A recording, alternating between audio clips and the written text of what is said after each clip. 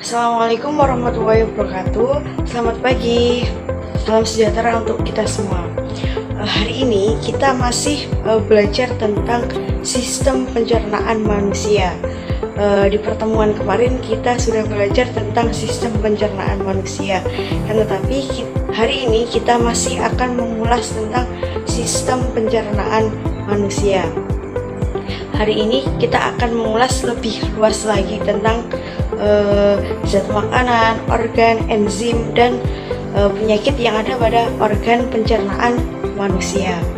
Yang pertama kita akan membahas tentang zat makanan.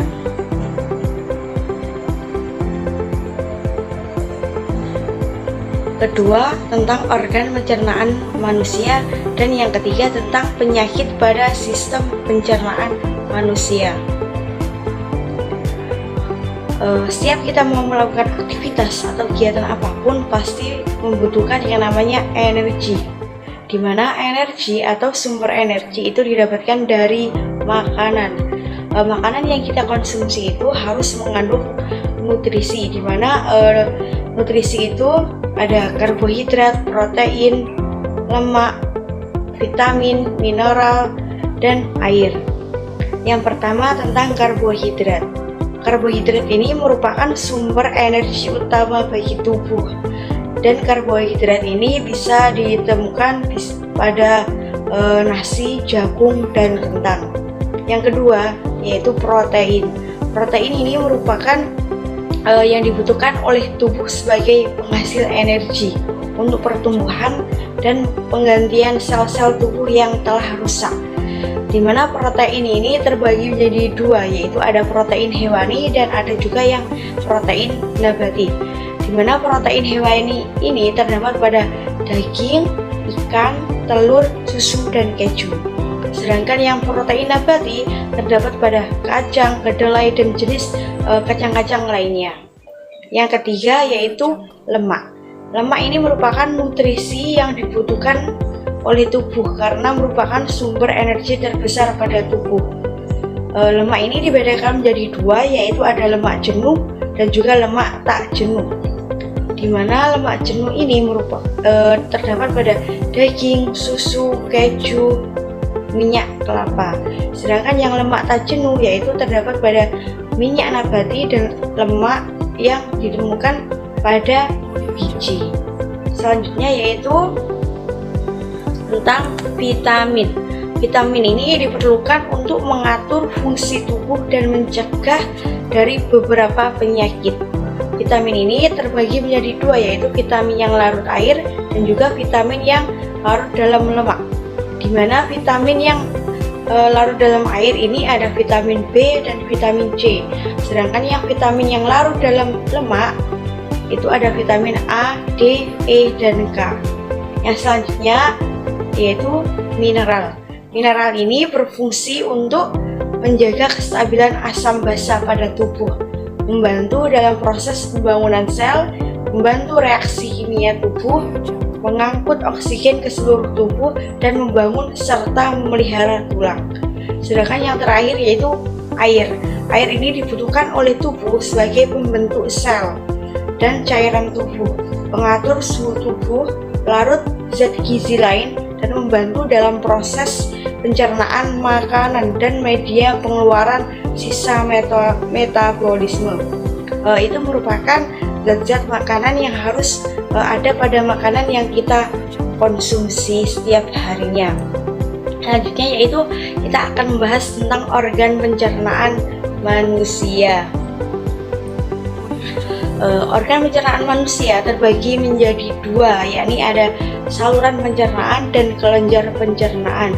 Dimana yang saluran pencernaan ini terdiri dari mulut, kerongkongan, lambung, usus halus, usus besar, dan anus. Kita akan membahasnya satu persatu. Yang pertama yakni mulut.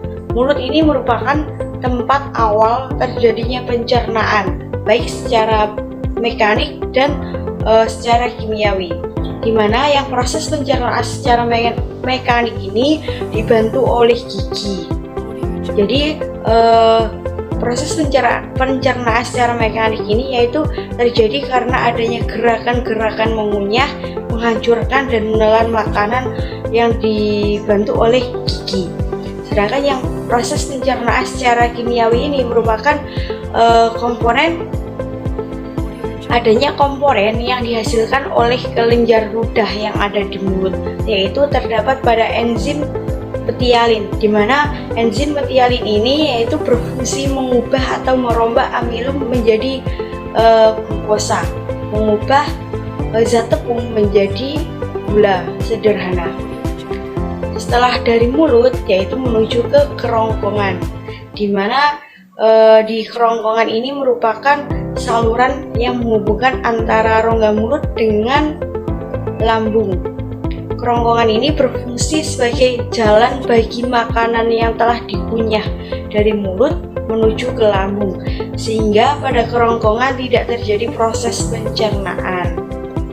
Kemudian proses yang terjadi pada kerongkongan ini yaitu adanya gerak peristaltik, di mana gerak peristaltik ini yaitu gerakan meremas-remas makanan, sehingga makanan tersebut itu akan terdorong menuju ke lambung.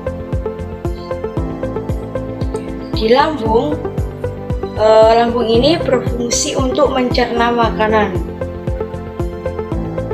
Bagian-bagian lambung yaitu ada kandia, di mana kandia ini berdekatan dengan hati dan berhubungan dengan kerongkongan. Yang kedua ada fundus atau bagian tangan yang membulat, bagian tengah yang membulat. Yang ketiga ada pilorus atau bagian bawah yang berhubungan langsung dengan usus 12 jari. Di lambung ini terdapat getah lambung yaitu ada HCl, ada enzim renin, dan ada enzim pepsin, di mana yang HCl ini berfungsi untuk membunuh kuman. Sedangkan yang enzim renin yaitu untuk menggumbalkan protein susu atau kasein. Sedangkan yang enzim pepsin yaitu berfungsi untuk memecah protein menjadi pepton atau merombak protein menjadi pepton. Yang selanjutnya yaitu organ usus halus atau intestinum. Usus halus merupakan tempat penyerapan sari-sari makanan dan tempat terjadinya proses pencernaan yang paling panjang. Di usus halus ini terdiri dari 3 bagian, yaitu ada usus 12 jari, ada usus kosong, dan ada usus penyerapan. Yang pada usus 12 jari ini, pada usus 12 jari bermuara saluran getah pankreas dan saluran empedu. Getah pankreas ini mengandung 3 enzim, yaitu ada enzim amilase, lipase, dan tripsin, di mana yang enzim amilase yaitu berfungsi untuk merombak amilum menjadi glukosa, sedangkan yang lipase berfungsi untuk merombak atau mengubah lemak menjadi asam lemak, sedangkan yang tripsin berfungsi untuk merombak enzim protein. Yang enzim tripsin berfungsi untuk merombak atau mengubah protein menjadi asam amino. Yang kedua ada usus kosong atau jejunum. Usus kosong ini merupakan tempat proses penyerapan atau absorb. Dan yang ketiga ada usus penyerapan atau ileimu. Yang selanjutnya yaitu tentang usus besar atau kolon. Makanan yang tidak dicerna di usus halus ini, misalnya selulosa, bersama dengan lendir akan menuju ke usus besar menjadi feses. Jadi di usus besar ini terjadi proses pembusukan sisa-sisa makanan, di mana pembusukan sisa-sisa makanan ini dibantu oleh bakteri yang bernama Escherichia coli atau bakteri E. coli. Selanjutnya yaitu organ anus. Anus merupakan lubang tempat pembuangan feses dari tubuh. Jadi setelah di usus besar, jadi pembentukan feses maka akan diteruskan di anus. Tapi sebelum dikeluarkan melalui anus, feses akan ditampung terlebih dahulu di rektum. Setelah siap untuk dikeluarkan, maka akan dikeluarkan melalui anus. Itu merupakan saluran pencernaan. Yang selanjutnya ada kelenjar pencernaan, yaitu ada pankreas dan juga ada hati. Dimana hati ini merupakan kelenjar terbesar yang terdapat dalam tubuh manusia.